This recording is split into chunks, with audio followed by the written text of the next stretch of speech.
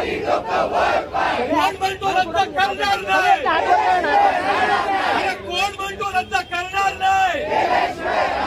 अरे मोदी सरकार, अरे मोदी सरकार, अरे युती सरकार, अरे केंद्र सरकार, अरे भ्रष्ट सरकार. धन्यवाद. जय हिंद, जय महाराष्ट्र, जय. ब्रिटिशांच्या काळामध्ये 1919 साली या ब्रिटिश राजवटीमध्ये त्यावेळेला हा ब्लॅक ॲक्ट हा त्या ठिकाणी केला होता आणि त्या इमर्जन्सीमध्ये त्यावेळेला ब्रिटिशांनी हा कायदा आणला होता. आणि त्यावेळेला महात्मा गांधी आणि त्यांनी त्या ठिकाणी आंदोलन केल्यानंतर 3 वर्षानंतर म्हणजे 1922 साली हा जन आंदोलनाच्या नंतर हा कायदा रद्द केला आणि हा सेम टू सेम कायदा जनसुरक्षा कायदा जो ब्रिटिशांनी जो हे केला होता सेम टू सेम या ठिकाणी आलेला आहे. म्हणजे एखादा कार्यकर्त्यावरती बिना चौकशी, बिना वॉरंट, बिना किती दिवससुद्धा त्याला अटक करू शकतात, कोर्टामध्ये घेऊन जाऊ शकत नाही आणि त्यांच्या मनमानी जसं ईडी, CBI इतर कायद्याचा गैरवापर त्या ठिकाणी केला जातोय आणि राजकीय व्यक्तींसाठी तो कायदा त्या ठिकाणी करतायत. तसंच हा जनसुरक्षा कायदा सुद्धा त्याच पद्धतीने त्याच्यापेक्षाही कठीण म्हणजे ब्रिटिशांनी तो प्रयत्न केला होता. 3 वर्ष संपूर्ण देश पेटला होता.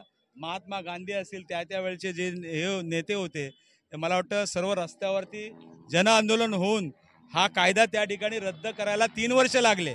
परंतु आज दुर्दैवाने आज तेच हे सरकार आल्यानंतर गेले 10 वर्षामध्ये वेगवेगळे कायदे आणून त्या ठिकाणी मग त्या सामाजिक संघटना असेल किंवा इतर संस्था असतील त्यांचा रोखण्यासाठी हे कायदे या ठिकाणी आणलेले आहे आणि त्याचा विरोध करतोय आणि आम्ही कदापि हे होऊन देणार नाही.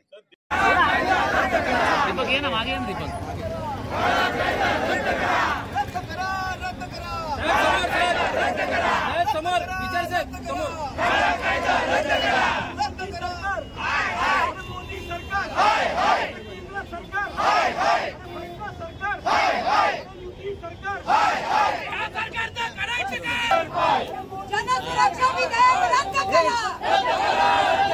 अरे जनसुरक्षा विधेयक रद्द करा.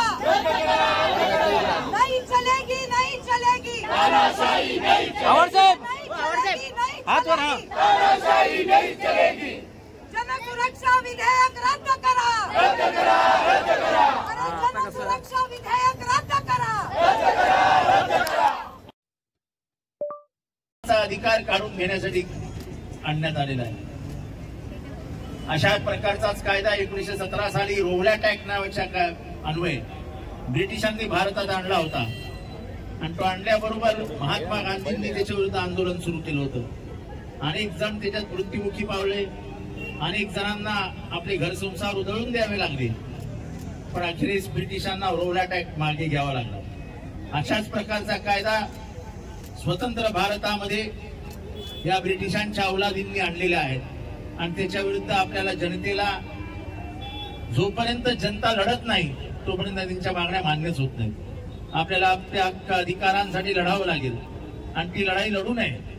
आपल्या विरोधात कोणी आवाज उचलूच नये म्हणून आज सरकारने हा कायदा आणलेला आहे. एकीकडे शेतकरी आज भाव मिळत नाही म्हणून म्हणतोय, एकीकडे जाती जातीमध्ये विष पेरून आंदोलनं पेटवली जात आहेत आणि या सगळ्यांचा आवाज गळा दाबायचा असेल तर मग जनसुरक्षा कायद्याचा वापर केला पाहिजे आणि त्याला गोंडस नाव नक्षलवादाचं दिलेलं आहे. नक्षलवादाच्या विरोधात आम्ही नाही तर उभा महाराष्ट्र आहे, पण आंदोलन आमचा आत्मा आहे कारण का तो आम्हाला महात्मा गांधींनी दिलेला आहे.